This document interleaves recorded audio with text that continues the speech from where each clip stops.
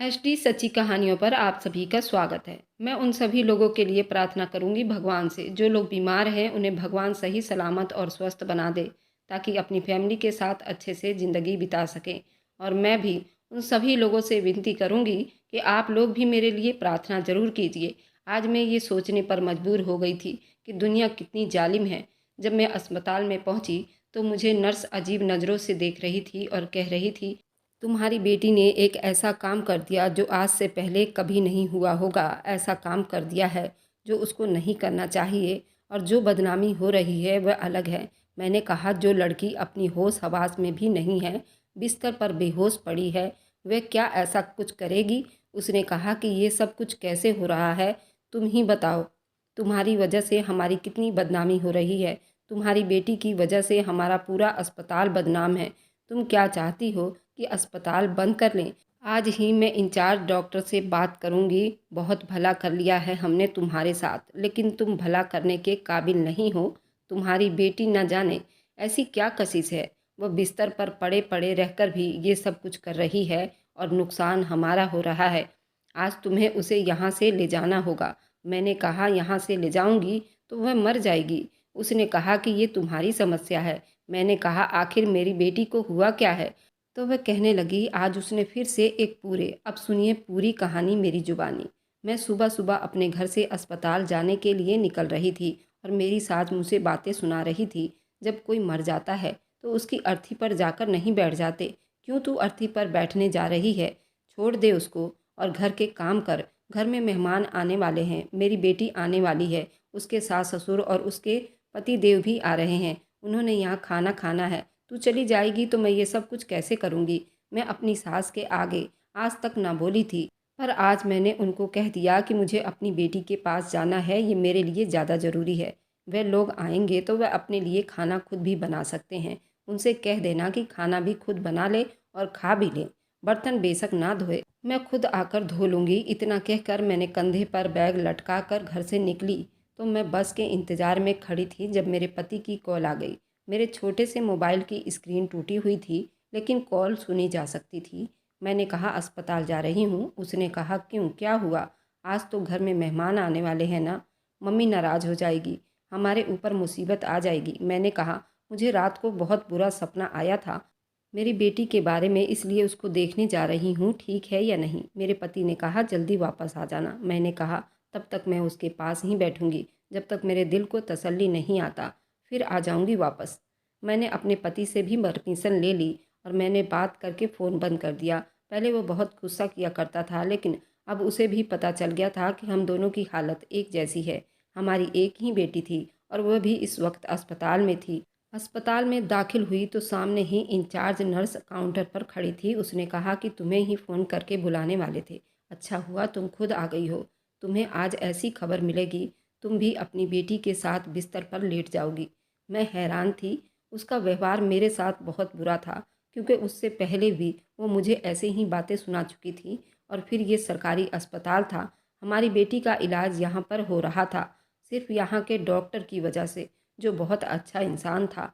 उसने कहा था, सरकारी अस्पताल हर चीज़ में मुफ्त नहीं होती, कुछ चीज़ें भी होती हैं जिनके बहुत से पैसे लगते हैं, लेकिन फिर भी वो हमारी बेटी का इलाज कर रहा था। असल में मेरी बेटी के साथ बहुत कुछ बुरा हुआ था, इतना बुरा जो किसी भी लड़की के साथ कभी नहीं होनी चाहिए, वह इस काबिल हो तब भी नहीं। मैंने कहा कि अब क्या हो गया है? उसने कहा कि आओ, सही टाइम पर बिल्कुल आई हो। हम लोग उसका अल्ट्रासाउंड ही कर रहे थे, तुम भी देख लो तुम्हारी बेटी ने क्या किया है। मैंने कहा, वे क्या कर लेगी? उसने कहा कि ये तो तुम्हें पता ही चल जाएगा।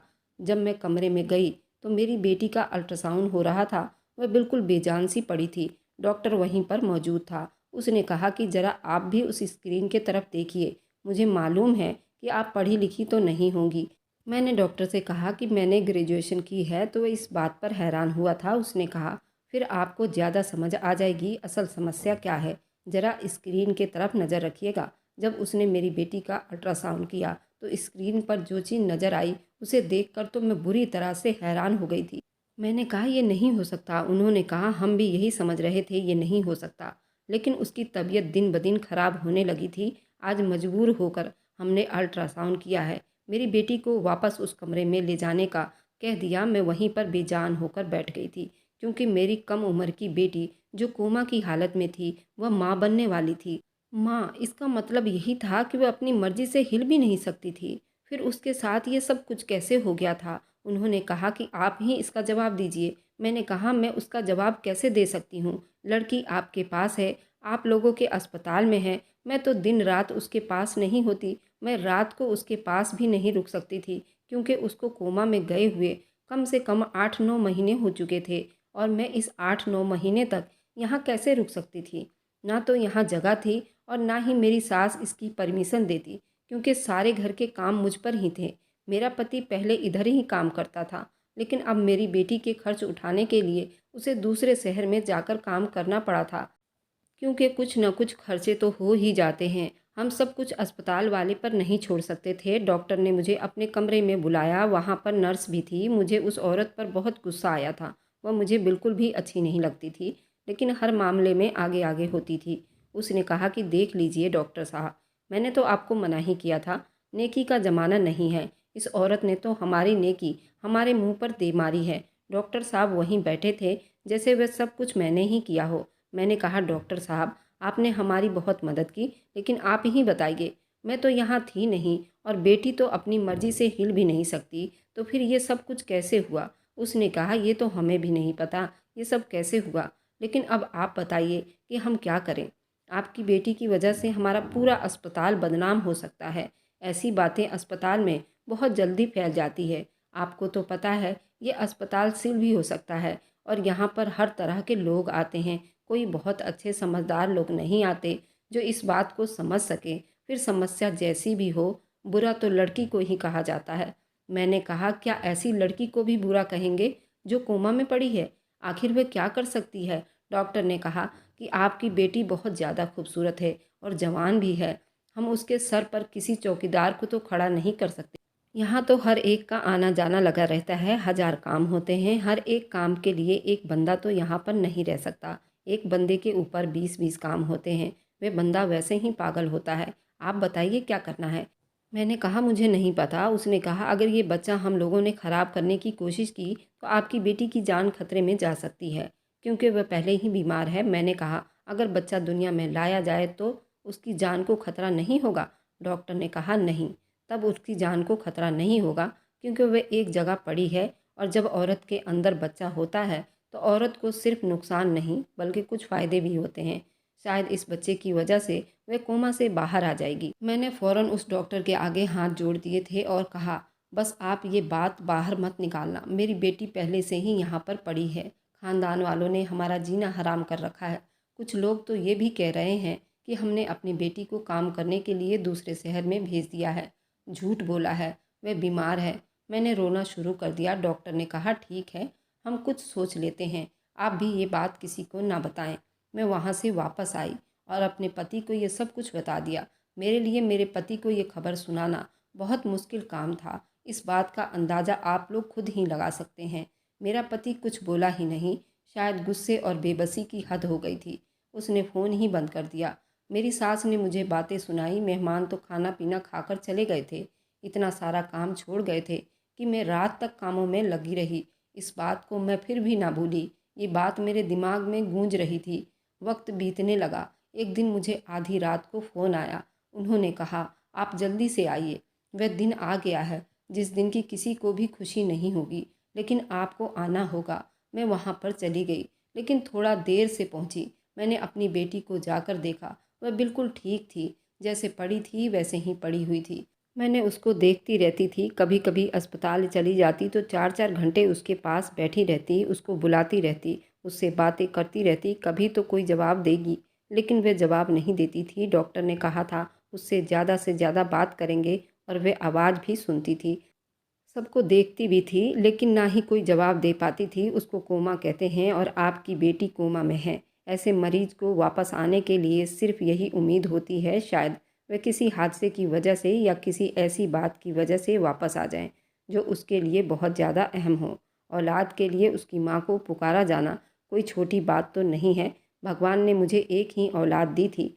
मेरे और बच्चे नहीं हुए थे। ये भी बेटी मुझे शादी के 4 सालों के बाद पैदा हुई थी। उसके बाद मेरी कोई औलाद नहीं हुई थी। मुझे तो पता नहीं था कि मुझे अपने बारे में कुछ सोचना है, अपना इलाज करवाना है, किसी से पूछना है कि मेरे यहाँ औलाद क्यों नहीं हो रही थी, क्योंकि मुझे अपनी बेटी की ही फ़िक्र लगी रहती थी। मेरी बेटी का नाम वंशिका था। थोड़ी देर के बाद नर्स वहाँ पर आई। उसने एक बच्चा मेरी गोद में पकड़ा दिया। उसने कहा कि ये लो, तुम्हें बधाई हो, तुम नानी बन गई हो। उसका बाप कौन है ये तो किसी को भी नहीं पता, लेकिन चलो तुम नानी तो बन ही गई हो। वह नर्स बुरी तरह से बातें सुनाकर चली गई। मैंने बच्चे को देखा तो मेरी आंखों में आंसू आ गए थे। मुझे पता नहीं था ये आंसू खुशी के थे या गम के थे, बस मेरे आंखों में भर गए थे। मैं बुरी तरह से रो रही थी। न जाने कितनी देर रोती रही। उस बच्चे की किस्मत पर रोती रही जिसकी माँ ऐसी हालत में पड़ी थी। उसकी माँ को तो पता भी नहीं था कि उसने बच्चे को पैदा किया है। और बाप कौन था? इसका बाप कोई जालिम या बुरा इंसान था जिसने कोमा में पड़ी एक मरीज को भी नहीं छोड़ा था। उसका फ़ायदा उठा लिया एक बेजान लड़की का। मेरी बेटी की उम्र ही क्या थी, बच्चा ठीक ठाक था, सेहतमंद था। मेरे पति को मैंने पहले ही ये सब कुछ बता दिया था।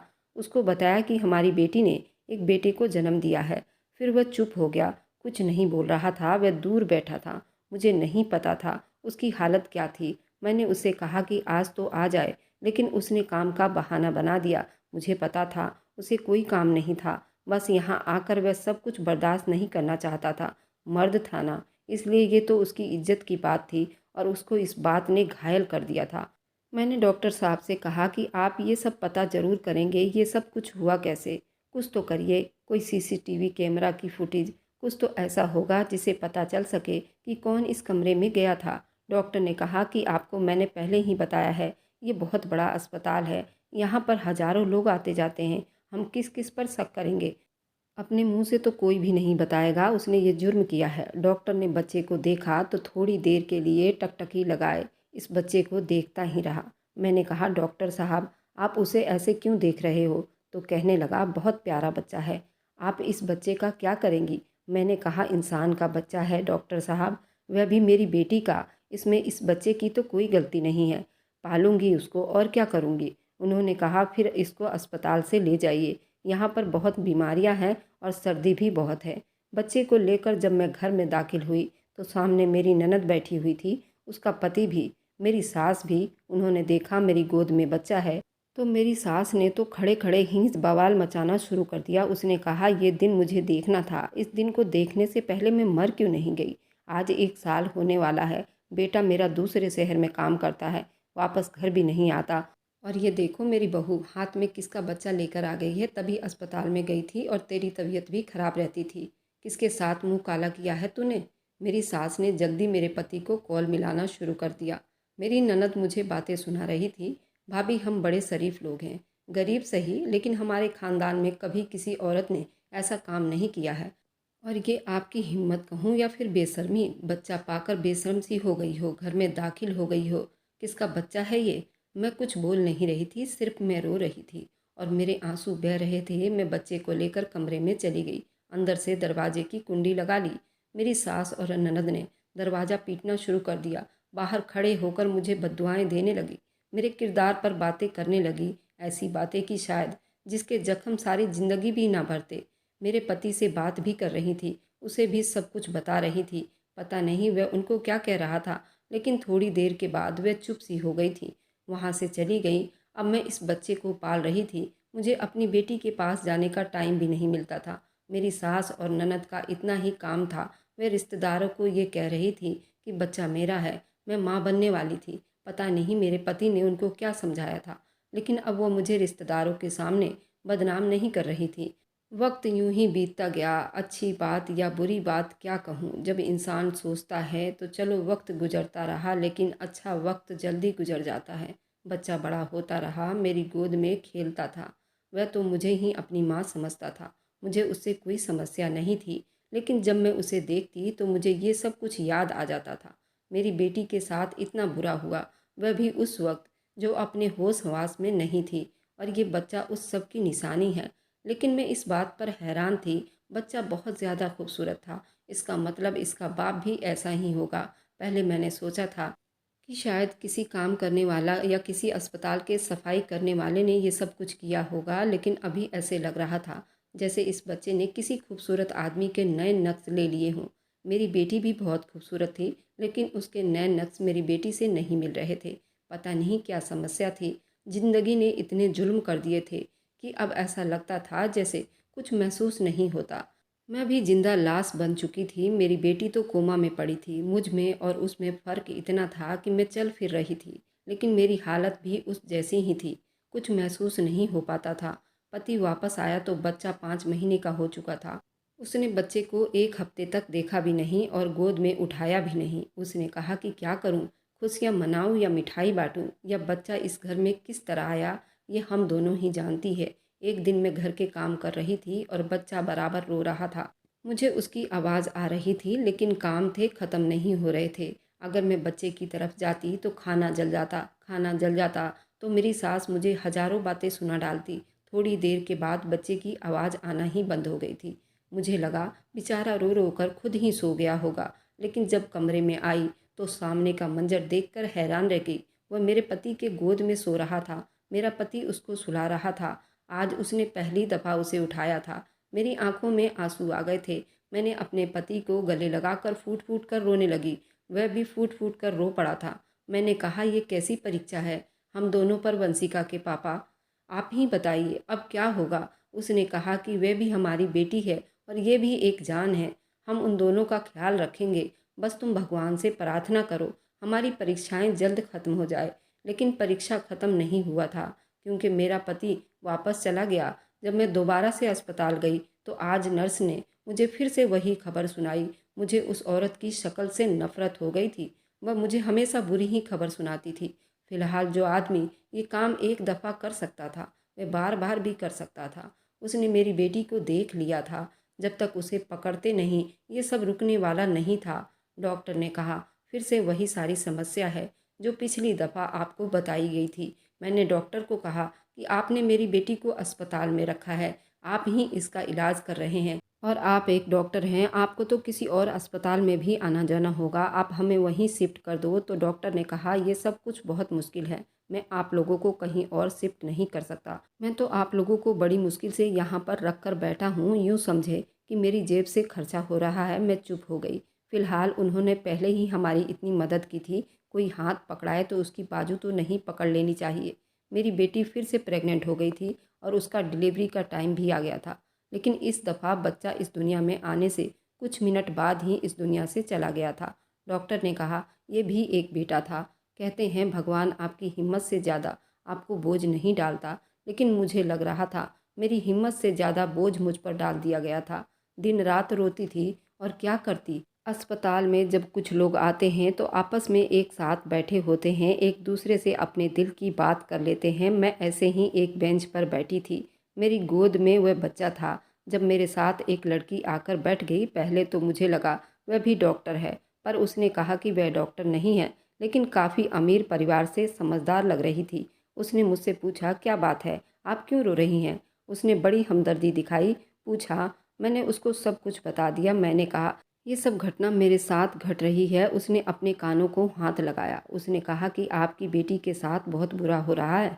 इस तरह वह कभी भी ठीक नहीं हो पाएगी और ऐसे ही मर जाएगी। आपको कुछ करना चाहिए। मैंने कहा, मैं क्या करूँगी। मेरा पति इन सभी समस्याओं से दूर भागता है। पता नहीं उसमें उसकी गलती है या फिर मजबूरी। मैं अकेली औरत क्या कर सकती हूँ, किसी बात का पता भी नहीं है।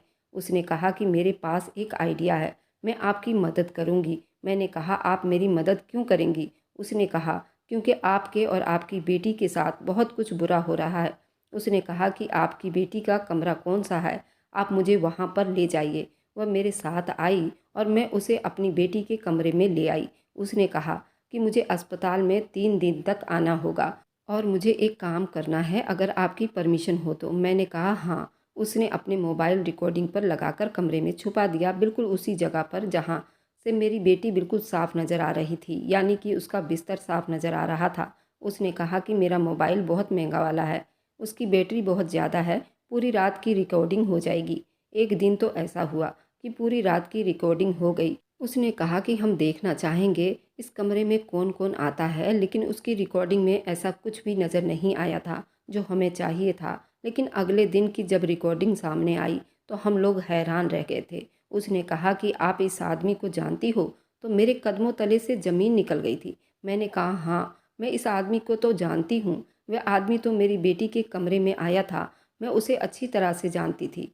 मैंने उस लड़की को बताया था। उसने अपने कानों को हाथ लगाया। उसने कहा कि ये मामला बहुत बड़ा है, हमें किसी और को भी शामिल करना होगा। उसे भी ये बात बतानी होगी, नहीं तो ये मामला हाथ से निकल जाएगा। मैंने कहा कि अब मुझे पता है कि मुझे क्या करना है। मैं जब भी उस बच्चे के साथ अस्पताल जाती तो डॉक्टर इंचार्ज था, उसका नाम रमेश था। इस बच्चे को हमेशा प्यार करता था, कहता था बहुत प्यारा बच्चा है। लेकिन बहुत बदनसीब है, एक दिन बच्चे को घर ही छोड़कर आ गई। तो डॉक्टर ने कहा कैसी हैं आप? आपकी बेटी की हालत पहले से अच्छी है, आज बच्चे को नहीं लेकर आई? मैंने कहा कि बच्चा तो मर गया। डॉक्टर राकेश हैरान रह गया। उसने कहा क्या? कैसे मर गया बच्चा? क्या हो गया था उसको? बहुत ज़्यादा परेशान हो गया। मैंने कहा डॉक्टर साहब, आप सारे मरीजों के लिए इसी तरह परेशान रहते हैं क्या? आप तो ऐसे परेशान हो रहे हैं जैसे कि वो आपका ही बच्चा हो। इस बात पर थोड़ा सा घबरा गया था। उसने कहा कि नहीं नहीं, मैं तो उसके लिए परेशान हो रहा हूँ। छोटा बच्चा था, उसकी उम्र ही क्या थी? अब आप कह रही हैं कि वो मर गया। मैंने कहा हाँ, बहुत बीमार था। उसने कहा कि बीमार था तो मुझे बताती, मैं तो उसका इलाज करता। ऐसा भी क्या हो गया था उसे? मैंने कहा आपसे इलाज नहीं करवाना था, मुझे अपनी बेटी का भी अब इलाज नहीं करवाना। मैं अपनी बेटी को आज यहाँ से लेकर जा रही हूँ। उसने कहा ये आप क्या कह रही हैं? मैंने कहा आपको मैंने अपनी ज़िंदगी का मसीहा समझा था। आपने कहा था उस लड़की को यहीं पर रख दें, उसका ख्याल रखूँगा। ख्याल क्या? अब तो मैं सब कुछ देख चुकी हूँ। हमने उस कमरे में कैमरा लगा दिया था। वह आप ही थे जिसने ये सब कुछ किया था। तभी उस बच्चे के लिए आप इतने परेशान हो रहे हैं, क्योंकि वह आपका बच्चा है ना। मुझे ये भी पता चल गया है कि आपके यहाँ कोई औलाद नहीं है। शायद यही सोच रहे थे ना कि बच्चा थोड़ा बड़ा हो जाएगा तो उसे हम किसी तरह वापस ले लेंगे, लेकिन ऐसा कुछ नहीं होगा। वह मेरा बेटा है, मैं उसे अपनी औलाद समझ चुकी हूँ। बिल्कुल ठीक है और इसी दुनिया में है। डॉक्टर राकेश तो थर थर काँपने लगा। उसको तो अब ना कोई बात आ रही थी और एकदम अचंभित होकर खड़ा रह गया था। उसकी गलती थी और अगर ये बात बाहर निकल जाती तो उसका डॉक्टर का लाइसेंस भी जब्त कर दिया जाता। उसने कहा कि कुछ नहीं कर सकती हो तुम। मुझे डराने लगा, समझाने लगा। मैं गरीब हूँ। जब वह लड़की कमरे में दाखिल हुई, उसका नाम मोनिका था, एक बहुत बड़ी एनजीओ की मेंबर थी। उसने मेरी मदद की थी, तभी वह इस अस्पताल में आई थी, क्योंकि उसे पहले ही अस्पताल के बारे में पता चल चुका था। यहाँ के औरतों के साथ बुरा सलूक होता है। आज वह अकेली नहीं थी, उसके साथ और भी लोग थे। डॉक्टर राकेश को पकड़ लिया गया था। मैंने भी अपना बयान दे दिया। उसने भी वो रिकॉर्डिंग सबको दिखा दिया। उसने हमारी मदद की और मेरी बेटी को दूसरे अस्पताल में शिफ्ट किया गया, जहाँ पर उसका बहुत अच्छे से ख्याल रखा जा रहा था। मेरी बेटी के बेटे का नाम हिमांशु रखा था। वह 2.5 साल का हो गया था, अब तो चल फिर रहा था। मुझे ही माँ कहता था और मेरे पति को पापा कहता है, और हम दुनिया वालों को भी यही बताया कि हमारा बेटा है। मेरी बेटी अभी तक कोमा में ही है, लेकिन अभी अस्पताल में उसकी बहुत अच्छी देख रेख हो रही है। डॉक्टर कहते हैं कि आप प्रार्थना करिए वह वापस आ जाए। मेरी बेटी अब इस दुनिया में वापस आ जाएगी। मैं उसे कभी नहीं बताऊंगी ये बच्चा उसका है। मैं उससे कुछ नहीं बताऊंगी कि उसके साथ क्या हुआ है, लेकिन बस ये प्रार्थना करती हूँ वह जल्द से जल्द होश में आ जाए। आप लोग भी मेरी बेटी के लिए प्रार्थना कीजिए, वह जल्द से जल्द ठीक हो जाए और कभी किसी के साथ ऐसा कुछ ना हो जो मेरी बेटी के साथ हुआ। डॉक्टर राकेश का लाइसेंस जब्त हो गया था। हमने उसके ऊपर केस कर दिया था। वह किसी तरह केस से तो बाहर निकल गया था, लेकिन अब दोबारा कभी अपना काम नहीं कर सकता। हम गरीब लोग थे, हम कुछ नहीं कर सकते थे। ये तो भला हुआ उस लड़की का जिसने हमारी इतनी मदद की। शायद भगवान ने उसे हमारी मदद के लिए ही भेजा था। आप सब भी प्रार्थना करें, एक दफ़ा मेरी बेटी सही सलामत इस दुनिया में वापस ज़िंदगी की तरफ आ जाए। शायद किसी की प्रार्थना भगवान स्वीकार कर ले, मेरी बेटी ठीक हो जाए। औलाद को इस हाल में देखना एक माँ के लिए बहुत ज़्यादा परेशानी वाली बात होती है। अगर आपको आज की कहानी पसंद आई है तो वीडियो को ज़रूर लाइक कीजिएगा और अपने दोस्तों के साथ शेयर भी कीजिएगा। और हाँ, अगर आपने अभी तक हमारे चैनल को सब्सक्राइब नहीं किया है तो ज़रूर सब्सक्राइब कर लें। मिलते हैं हम अपनी कल की एक नई दिलचस्प कहानी के साथ। मुझ पर सदा अपना प्यार और स्नेह बनाए रखें। सभी को मेरा प्यार भरा नमस्कार दोस्तों।